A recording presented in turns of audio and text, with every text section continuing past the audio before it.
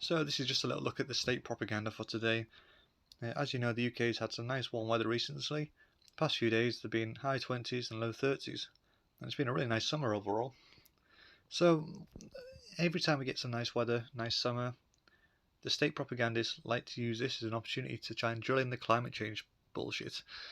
That's what it is. It's just a lie. And this is typical of the propaganda. Look at the wording. Look at the picture. Some dope, looks like some dope with pink hair using a little plastic fan. Oh, how tragic. Is this just summer? Look at that. Yes, it is just summer. Every time you get high pressure systems across the UK, you get low cloud cover, dry, sunny weather. And without clouds, in the middle of summer, when you've got lots of hours of sunlight per day, temperatures can get very hot. 25, low 30s, that's just normal for the UK. So we'll see what else is in the list. So we've got another one here, Fight for Fish. 300 dams demolished in world's biggest revival. So, when it's talking about river revivals, lots of these dams were put into place to store water and also for hydroelectric power. But another reason why dams were actually allowed to go ahead was because they prevent flash flooding. Flash flooding can be devastating, and especially in places like in Spain, which we saw last year. The floods in Spain last year were simply caused by the getting rid of dams. You'll see like loads of I call it defending propaganda, where they try and say that, oh no, the dams destruction, no, they were just irrigation dams. That's what they say. That's what they're trying to use to defend. They kept saying, oh, these dams are just used for irrigation. They don't slow the water down at all. All dams slow water down. All dams prevent flash flooding. It's just why by getting rid of this, by getting rid of dams, they say, oh, they're trying to save some fish. No, by getting id of these dams, they're actually putting people's lives at risk. And obviously, if a flood does happen because of this removing of the dams, if they do remove the dams, obviously, and then floods are caused, you know what they're going to blame it on, aren't you? They're going to blame it on climate change. They're not going to say, oh no, it's because we got rid of the dam. They're going to say, no, that's global warming. So basically, they're causing people to actually lose their lives just so they can use them as propaganda. These dams are much more productive than fish, aren't they? Dams can power your homes, they can store water, and they can provide irrigation for farmland. So, insanity. Then we got another one here. Intense Mediterranean sea heat wave raises fears for marine life. So you got some pictures of some people enjoying their holiday on the beach. Oh, so you've heard me talk about marine heat waves before. Marine heat waves are lies. The reason why this is done is because if all land temperatures are in the normal range, you can't exactly lie to people, can you, and say, look at these unprecedented numbers, there's a massive heat wave on land. But what's very easy to lie to people? Well, what is very easy? What is a very easy lie to tell? Sorry, got cold. What is a very easy lie to tell is tell them that the sea is burning. And the sea is having a heat wave. Because if you tell them that land's having a heat wave, there's lots of places that can actually look. They can just go onto the phone, they can type in the weather, they can look at the averages, and they can realise if you're telling the truth or not. They will see. They can easily check these temperatures, but in the sea they can't, can they? And even if you did put a website with all these numbers on, can people verify these? Of course they can't. No, they have to. Nobody's going to swim a mile out to sea to take a temperature reading, are they? And even if one or two people did that, it's not going to be irrelevant, is it? Because still 99.9999% are not going to do that. They're just going to believe whatever's been vomited out to them. So marine heat waves are a big scam. All the land temperatures in the area are perfectly normal.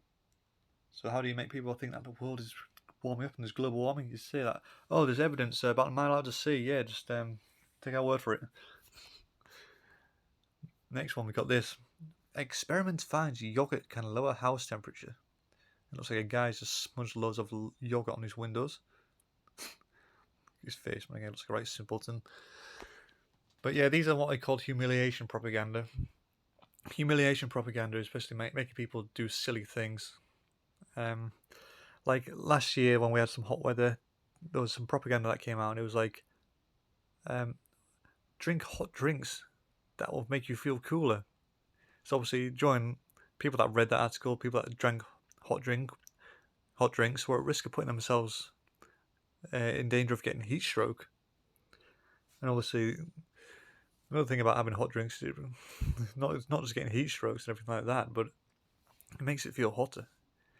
You want to drink cool drinks, which lowers your body temperature. By tricking people into drinking hot drinks, it was very dangerous. They wanted people to get heat strokes, so then they could probably use these heat stroke figures as propaganda. That was further propaganda because the original bullshit in the article. But this one here, experiment found yogurt. So you had people drinking hot drinks during a heat wave. Now you've got this clown here putting yogurt on his windows. Just close the curtains. Just close the damn curtains, man. But they want people to do this because it's just laughable, it's stupid. And they want to trick people into doing stupid things in a way to humiliate them. It makes the propagandists feel, oh, look how clever we are. We can trick them into doing whatever we want. So don't fall for this stuff. Another one here. Afghanistan taxi drivers use handmade air coolers to beat the heat. See, at first I wasn't really sure about this article. I knew it was going to be some climate change somewhere in there. But I just thought it was going to be an ingenious engineering sort of article. So I actually clicked on this one just to make sure. And of course, yeah, there was propaganda underneath. Loads of climate change crap.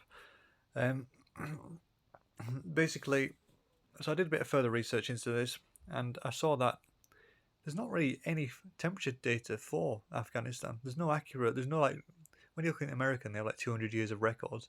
In Afghanistan, they basically have nothing.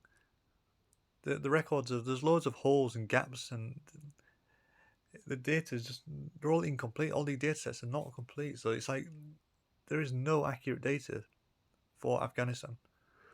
So to say that it's getting hotter, you're basically having that based on absolutely nothing. So I got back here to do a little bit of the history. So it shows you that the data actually only goes back to like 1960s, 1970s. And then it's like conflicts and wars have resulted in significant damage to the monitoring infrastructure, including the destruction of weather records. So what have they done? Have they just have absolutely no data, and have they just made it all up? That's possibly what they have done. And here we go. Here's some more here. Look, and this just proves that they have absolutely no relevant information. There's no data at all that could be accurate enough to actually show a warming trend. And even if it's from like the 2000s, what's that, 20 years of data? If I had just set up a temperature monitoring station, let's say in a random country, so say we set up one in Kenya. If you only have 5 years of data, do you think it'll be very easy to set a record, wouldn't it? If you only have a small amount of data, but if you have America, like America for example, the hottest years on their records were 1920s to 1930s, and when you've got 200 years of data, it's very rare to break records. It will happen eventually, but it takes a long time. But if you only have like 5, 10 years, 20 years worth of data, it's very easy to break records, especially if the data sets are incomplete. Oh, so this is, sorry, this I didn't realise I actually slid onto this already. But I'm staying with some family in York this week, and in York, there's been a hosepipe ban. A hosepipe ban in York. It's only been about a week since it rained, so, but that's what I'm saying. Every time there's a bit of hot weather, they introduce hosepipe bans as part of the propaganda, pretty much. So I always think, is there any reason for is there any justified reason, pretty much, for a ban? And what I often do is I often walk down by the river and I look at the rivers around me. I know what they look like. I know what the levels are like in summer, in normal circumstances. And then I can actually observe, like if the rivers were all drying up, I'd be like, oh yeah, maybe there's something wrong here this year. Maybe there is a drought and the hosepipe ban is relevant. But most of the time when I go down, the rivers are just they're perfectly normal levels. So I was walking down in near town. It was down by the river near the town. It's called the River Ouse. And I was looking for some information about the River Ouse here. I was trying to find out what the what the level's like. So it looked full to me. The river looked full to me. I was trying to find out how deep it is and things like that. So I managed to find out where the river levels are monitored near the Foss Barrier. And here, look, they are all in the perfectly normal range. State normal. Does that look like a drought to you? Like, if there was if the river level went down to like a meter instead of 5 meters, I'd be like, oh yeah, maybe we should try and save some of the water. But it's in a perfectly normal range. So why would you have a hosepipe ban when the rivers are perfectly normal? See, it doesn't make any sense. Well, the only reason why they have hosepipe bans is to try and make people think that there's a global warming climate emergency. This is just some more information.